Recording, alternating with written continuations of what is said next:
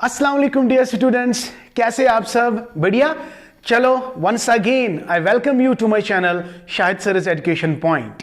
तो बेटा आज डिस्कस होगा जो पिछले आई थिंक 1-2 महीने पहले मैंने स्टार्ट किया था एक semester, that is first semester, जिसमें हमने बहुत सारे लेक्चर्स अपलोड किए। बहुत सारे नहीं, लगभग 4-5 लेक्चर्स मैंने अपलोड किए थे, फिलोसफिकल फाउंडेशंस ऑफ एजुकेशन, और उसके बाद मैंने उस पर लेक्चर अपलोड करना छोड़ दिया। Now my dear, I am back for you people. Yes, I am talking to BG first semester students. तो जहां पे आपका जो पेपर है that is philosophical foundations of education, और इंशाल्लाह आगे वो हम सारा कवर करने जा रहे हैं। इसमें आपको 4 यूनिट्स है, और 4 यूनिट्स में से अभी तक मैंने खाली 2, 4 या 5 लेक्चर्स दिए होंगे, जिसमें हमने डिस्कस किया था what is philosophy, what are the beautiful characteristics of philosophy, and then we discussed some important branches of the philosophy. हालांकि ब्रांचेस ऑफ द फिलॉसफी अभी हमने कंप्लीट नहीं किया। ब्रांचेस ऑफ द फिलॉसफी मैंने पहला पार्ट कवर किया था, that is metaphysics. तो उन सभी वीडियोस को चेक करने के लिए आपको मेरे प्लेलिस्ट को ज्वाइन करना, मेरे प्लेलिस्ट को ओपन करना है। तो वहां पे आपको फिलोसफिकल फाउंडेशंस ऑफ एजुकेशन के रिलेटेड जो मैंने 5 लेक्चर्स दिए हैं वो सभी लेक्चर्स आपको मिल जाएंगे। तो जुड़े रहे अपने शाहिद सर के साथ। और अभी तक बेटा अगर आप लोगों ने मेरी चैनल को सब्सक्राइब नहीं किया तो जल्दी से मेरी चैनल को सब्सक्राइब करो and hit the bell icon so that you can get my latest lectures. Okay, thank you. तो चलते हैं, आज दूसरा टॉपिक है। टॉपिक क्या है? वही सेम पुराना, ब्रांचेस ऑफ द फिलॉसफी। और ब्रांचेस ऑफ द फिलॉसफी में जो इसका लास्ट लेक्चर है that was all about the metaphysics. ठीक है, उसमें हमने बहुत सारे सब टाइप्स पढ़े, और आज हमारा जो डिस्कशन होगा that will be on, yes you are right, epistemology. Very good, ये आप देख सकते हैं एपिस्टेमोलॉजी। सबसे पहले अगर हम देखेंगे तो main fundamental branches of the philosophy are concern, they are 3। Okay, तो आप याद रखेंगे, first is metaphysics, then is epistemology, and then you have axiology, MEA. Very good. So when you say metaphysics, it deals with the reality. When you say epistemology, it deals with the knowledge, and when you say axiology, it deals with the values. So axiology values, epistemology knowledge, and metaphysics reality. So today that we are going to discuss is all about epistemology. और अभी मैंने क्या कहा? epistemology जो है it is all when you study about the knowledge. ठीक है, तो यहां पे कन्फाइन रहेंगे, हम ज्यादा डिस्कशन नहीं करेंगे, आपको बोर भी नहीं होने देंगे। तो सिंपल कॉन्सेप्ट हम आपके साथ रखेंगे। तो जो कंटेंट मैं आप लोगों के साथ शेयर कर रहा हूं, ये वाला कंटेंट जिसपे मैं आपको पढ़ा रहा हूं, ये बेसिकली मेरी अपनी बुक है। अगर आप चाहते हो आपको ये बुक मिले तो you have to download my app, जिसका डिस्क्रिप्शन में जिसकी लिंक मैं डिस्क्रिप्शन में दे दूंगा। वहां जाके आप इस ऐप को डाउनलोड कर सकते हो and you can have that material too. ठीक है, इससे क्या होगा, जो हम यहां पे पढ़ेंगे और वही आप फिर बुक में भी पढ़ेंगे और आपको बहुत ज्यादा मजा मिलेगा पढ़ने में। ठीक है, तो चलते हैं, डिस्कस करते हैं एपिस्टेमोलॉजी। देखिए, एक एक पॉइंट को हम यहां पे डिस्कस करेंगे, और जितने पॉइंट्स यहां पे मैंने लिखे ना, बस खाली इतने पॉइंट्स आपको एग्जाम में लिखने हैं। ठीक है, तो समझते हैं। सबसे पहली बात जो है, एपिस्टेमोलॉजी जो है, this is the second division of philosophy that deals with the theory of problems of knowledge. फिलहाल आप लोग यहां एक पॉइंट याद रखेंगे कि एपिस्टेमोलॉजी में whenever you are talking about the problems of the knowledge, खाली इतना ही नहीं, सिंपली आपको क्या कहना है, sir the division of the philosophy in which we discuss about the knowledge, that branch of the philosophy is called as epistemology. Now कौन कौन से क्वेश्चंस आपके माइंड में अराइज होते हैं when you are actually dealing with the epistemology? Now you can see questions such as how do we get knowledge, हम किस तरह नॉलेज गेन करते हैं। How does a man know what is real, एक इंसान को कैसे पता चलता है कि what is real and what is not real. Okay, and what are the sources of knowledge are analysed under epistemology.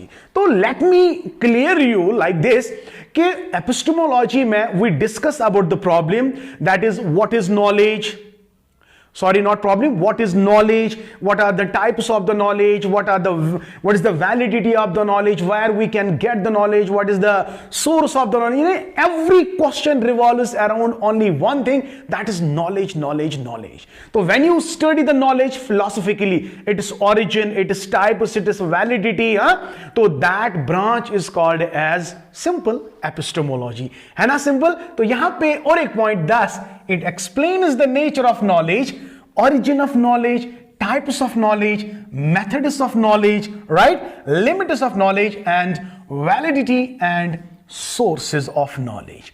तो जितने भी पॉइंट्स मैंने अभी आपके साथ शेयर किए वो सारे पॉइंट्स आप यहां पे देख सकते हो. तो once again quickly what you understand now by epistemology. अब आपको क्या समझ आया? पहला जो मैंने डिवीजन आपके साथ एक्सप्लेन किया था वो आपको प्लेलिस्ट में मिल जाएगा. Chapter number lecture 5 I think so या लेक्चर 4 जो भी है प्लेलिस्ट में आपको मिल जाएगा. तो वहां पे मैंने डिवीजन 3 बताए. पहला डिवीजन मेटाफिजिक्स है, दूसरा डिवीजन मैंने एपिस्टेमोलॉजी बताया. तो मेटाफिजिक्स में हम we all study about existence, essence and reality, right. इसमें मैंने बहुत सारे ब्रांचेस आपको बताए, ontology, theology, cosmology, eschatology, cosmogony, philosophy of self, etcetera. All these things I have already discussed. Right now the second division is it deals with the epistemology.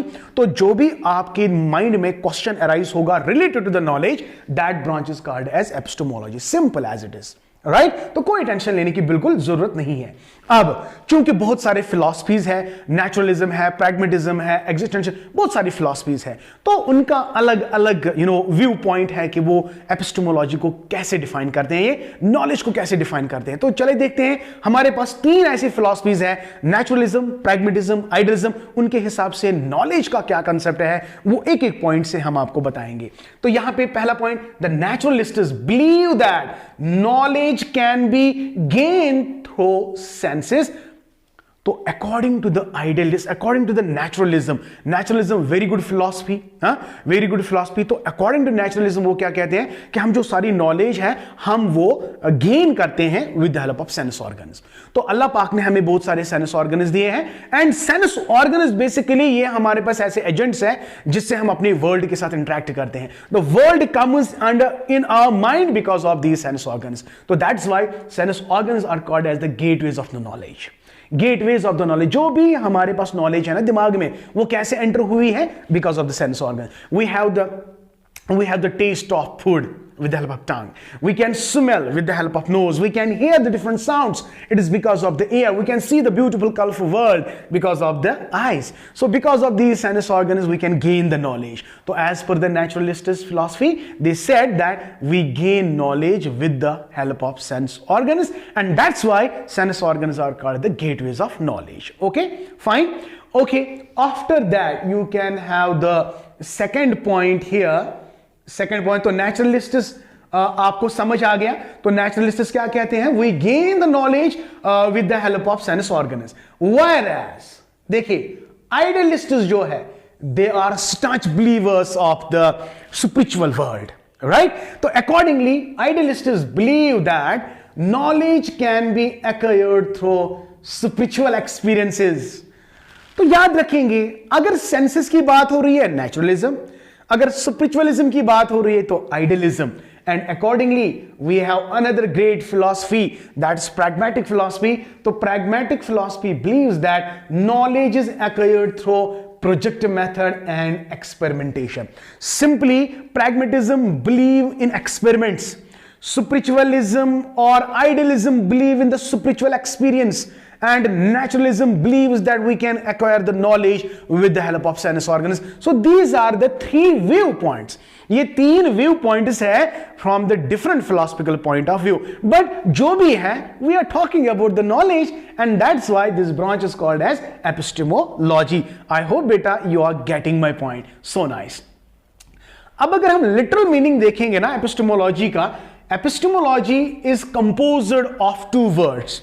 One Greek word rather, one is epistem meaning knowledge or to know. ठीक है, तो epistemology takes knowledge at its main area of discussion. So what is the main area of discussion in epistemology? All about the knowledge. all about the knowledge. Okay. The major problem is relating to the nature of knowledge and the procedure we use to resolve them. There are three basic divisions of the knowledge. तो अगर हम देखेंगे the major focus on the epistemology is on the knowledge, and इस knowledge को explain करने के लिए we have generally three divisions. तो इन तीन डिवीजन के बाद हम आपको अलग से पढ़ाएंगे कि कौन कौन से डिफरेंट टाइप्स ऑफ नॉलेजेस भी हैं, वो भी हम आप लोगों के साथ डिस्कस करेंगे. तो पहले समझते हैं ये वाला पॉइंट बेटा, ये 1 मार्क या 2 मार्क का क्वेश्चन आ सकता है, इसलिए जस्ट सिटे विद योर शायद sir and try to understand the concepts. One is a priori knowledge, वो नॉलेज जो इंसान से पहले ही है, prior to the man's existence, that's called एप्रियोरी.